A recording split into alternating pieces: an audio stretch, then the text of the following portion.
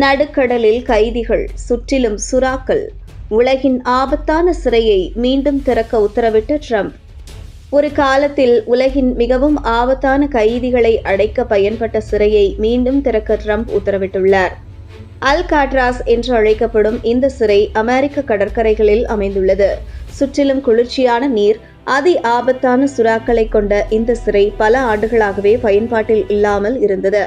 இதற்கிடையே இதை மீண்டும் திறக்க திடீரென ட்ரம்ப் உத்தரவிட்டுள்ளார். அமெரிக்க அதிபரான ட்ரம்ப் எப்போது என்ன உத்தரவை பிறப்பிப்பார் என்பதே தெரியாது. பல நேரங்களில் அவர் சர்ச்சைக்குரிய உத்தரவுகளை அசால்ட்டாக பிறப்பித்து விடுவார். இதற்கிடையே அதிபர் ட்ரம்ப் இப்போது புதிதாக ஓர் உத்தரவை பிறப்பித்துள்ளார்.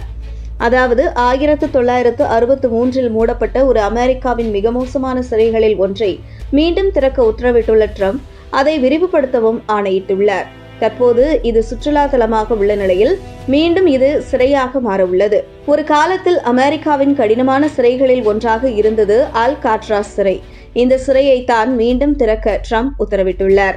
இனி நாட்டின் மிகவும் இரக்கமற்ற மற்றும் வன்முறை குற்றவாளிகள் இந்த சிறையில் அடைக்கப்படுவார்கள் என்று தெரிகிறது.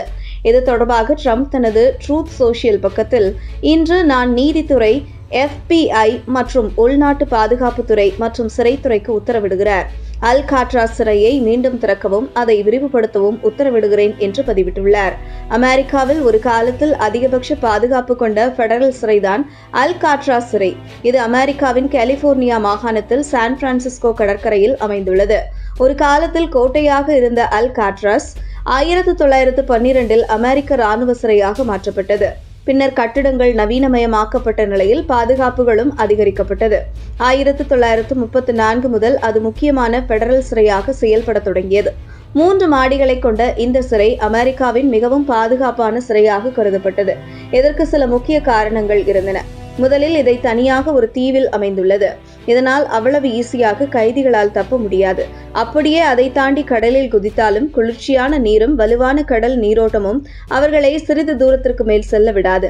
அதை சமாளித்தாலும் கூட அங்குள்ள சுறாக்கள் அவர்களை காலி செய்துவிடும். இதன் காரணமாகவே பாதுகாப்பான சிறையாக அல்காட்ராஸ் சிறை கருதப்பட்டது.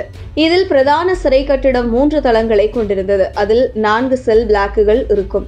மேலும் வார்டன் அலுவலகம், விசிட்டிங் ரூம், ஒரு நூலகம் மற்றும் ஒரு சலூன் மட்டுமே அங்கு இருக்கும். அதில் மிகவும் ஆபத்தான கைதிகள் டி பிளாக்கிற்கு அனுப்பப்பட்டனர். அந்த கடைசி 6 சிறை செல்களை தி ஹோல் என்று அழைத்தனர். 1934 ஆண்டில் இந்த கட்டிடங்கள் நவீனமயமாக்கப்பட்ட போது அதில் இரும்பு படிக்கட்டுகள் உள்ளிட்டவை ஏற்படுத்தப்பட்டன. உப்புக்காற்று மற்றும் நீர் அரிப்பை காரணமாக சிறை சுவர்கள் சேதமடைந்து இருந்த நிலையில் அவை வலுப்படுத்தப்பட்டன. இதன் மூலம் சிறைகளில் இருந்து எந்த ஒரு கைதியும் தப்பித்து போக முடியாத சூழல் உருவாக்கப்பட்டது. மிகவும் ஆபத்தான குற்றவாளிகளுக்கான கடைசி இடமாக அல்காட்ராஸ் சிறை இருந்தது. அமெரிக்க வரலாற்றில் அதிபயங்கர தீவிரவாதிகளாக கருதப்படும் Alphonse Capone, George machine gun, Kelly மற்றும் ராபர்ட் பிராங்கலின் ஸ்ட்ரூட் உள்ளிட்டோர் இந்த சிறையில் அடைக்கப்பட்டனர். இருப்பினும் கடலில் அமைந்துள்ளதால் அதை பராமரிக்கவே பெரிய தொகை செலவானது.